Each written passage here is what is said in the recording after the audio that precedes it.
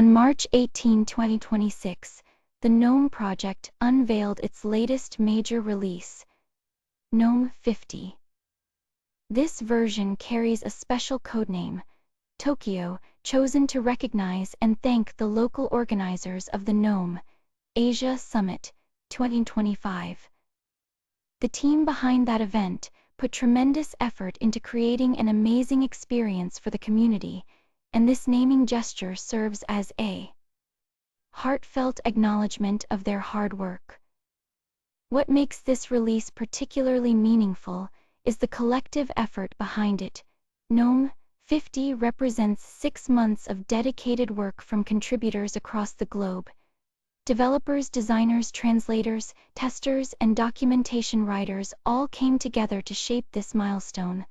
The result reflects not just technical progress, but the spirit of open source collaboration that has always defined the Gnome project. The number 50 itself carries weight. Reaching this version milestone marks a significant point in Gnome's development timeline. The project has evolved considerably over the years, and each major release builds upon the foundation laid by previous versions. For users who have followed Gnome's journey, version 50 stands as proof of sustained momentum and continued refinement. This release also demonstrates how Gnome continues to mature as a desktop environment. The development cycle follows a predictable rhythm, with stable releases arriving every 6 months. The consistency allows users and distributors alike to plan around predictable upgrade paths.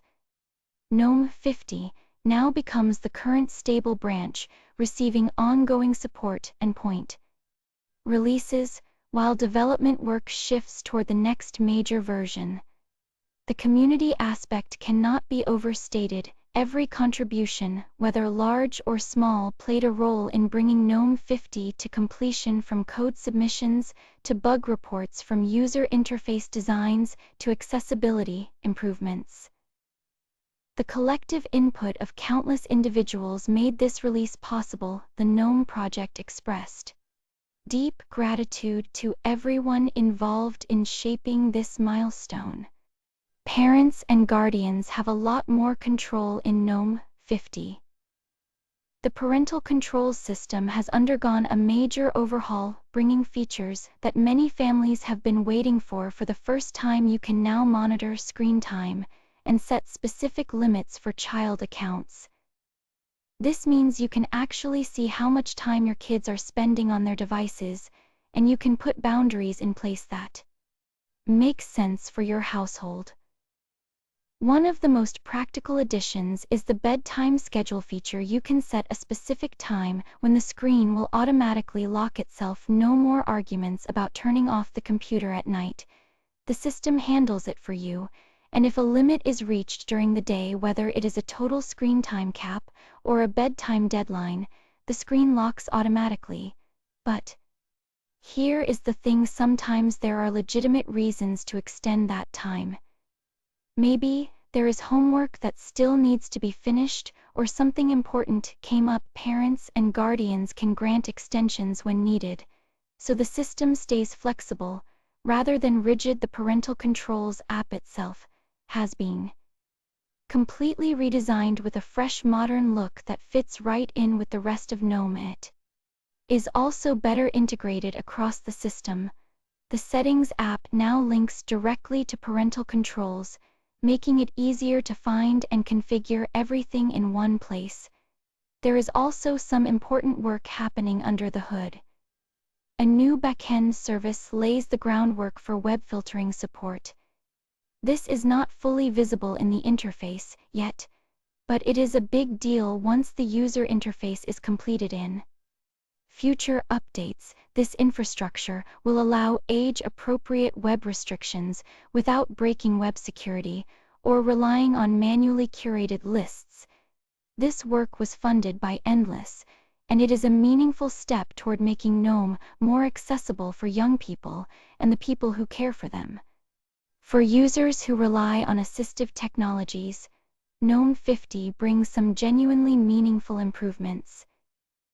The Orca screen reader has received significant attention, starting with a brand new preferences window. The design has been overhauled to feel more at home alongside other Gnome applications, making it easier to navigate and configure. One change that will save people a lot of time is the shift to global settings. Previously, Orca required you to save your preferences separately for each application you used if you wanted consistent behavior across your web browser, your email client, and your document viewer. You had to configure each one individually. Now settings are global by default. You set your preferences once, and they apply everywhere. Of course, the option to customize specific applications is still there if you need it, but most users will appreciate not having to think about it. Orca has also become smarter about language handling when you are browsing the web or using an application with a multilingual interface. The screen reader can now automatically switch languages if a web page includes content in Spanish, French, or any other language. Orca will adjust its pronunciation accordingly without any manual intervention. The same applies when an application's interface presents text in different languages. Browse mode has been extended to cover all document content, giving users more comprehensive navigation options. Additionally, sticky browse mode now activates automatically for Electron apps, which should reduce friction for people using popular applications. Built on that framework, Braille support has been enhanced as well, though the specifics depend on your particular hardware setup. Beyond Orca, there is a new reduced motion option available in the Seeing section of accessibility settings. This feature tones down interface animations that might cause discomfort or distraction for some users. It is a thoughtful addition that recognizes not everyone appreciates motion in their computing experience. Finally, mouse review functionality is now available for Wayland sessions. This feature allows the screen reader to announce whatever is under your mouse cursor, and its availability on Wayland removes another barrier for users who had been holding back from the newer display protocol. These changes collectively represent a strong step forward for accessibility in the Gnome ecosystem. The Files application, which many users know as Nautilus, has received some welcome attention. In this release, the development team focused heavily on making the everyday experience feel more responsive, and the results are noticeable right away. Thumbnails and icons now load faster than before, which means less waiting when you open a folder full of images or documents. The application also uses less memory overall, which is especially helpful on systems with limited resources. Behind the scenes, the team has put considerable effort into improving reliability. Test coverage has been greatly increased, which helps catch bugs before they ever reach users. This kind of work might not be visible in screenshots, but it makes a real difference in keeping the application stable over time. On the technical side, the Files app has been modernized with the Blueprint markup language for defining its user interface. This makes the code cleaner and easier to maintain. The application also now uses the Glycin library for image decoding, which brings high performance while keeping that work sandboxed for better security. The user interface has not been neglected. Either the batch rename feature has been completely reworked to be more intuitive when you rename multiple files. The interface now shows visual highlights for the text being replaced, making it much easier to understand what changes will happen before you commit to them. File properties have also seen a change. These now open as pop-out windows that float freely on your desktop, rather than being attached to the main application window. This gives you more flexibility when comparing information between different files or locations. The Document Viewer application has received one of the more practical upgrades in this release. For years, it had a fairly limited annotation feature, but that has now been completely overhauled and brought into the modern era. Adding annotations to documents is now as simple as clicking a button. Right from the main view, you can add text annotations, draw lines, and create highlights.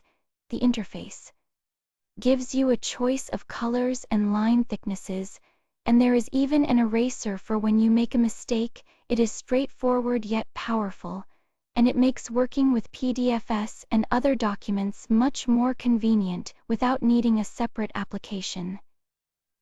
The Epiphany web browser has also seen some thoughtful additions. Cookie banners have become an annoying fact of life on the modern web, and Epiphany now includes cookie banner hiding. To reduce that friction, web apps have also gotten more attention with new permission controls that give you better management over how these applications behave on your system. Gnome software continues to evolve with interface improvements that make discovering and installing applications smoother. The Gnome calculator picked up a small but welcome change with digit grouping, making long numbers much easier to read at a glance. The Control Center houses several new options worth mentioning. A text size slider gives you more granular control over how large text appears throughout the interface. A new first day of week setting lets you customize your calendar week start, which is particularly helpful for users in regions where Monday is not the conventional start of the week. Color calibration has also been enhanced, improving accuracy for users who rely on precise color representation in their work. One of the biggest shifts in Gnome 50 is happening under the hood, and it is a significant milestone for the desktop. The X11 session is now completely gone. Gnome has gone all in on Wayland. This does not mean X11 applications are left behind, because they still run perfectly fine through Xwayland. What it means is that the legacy X11 session option has been removed entirely. If you want to use Gnome, you are using Wayland. It is a bold move, but it reflects how mature Wayland has become. Display technology has received serious attention in this release. HDR support has improved substantially, and variable refresh rate support, often called VRR, is also much better. If you have a monitor that can adjust its refresh rate dynamically, Gnome 50 takes better advantage of that hardware. Fractional scaling has also graduated from experimental status.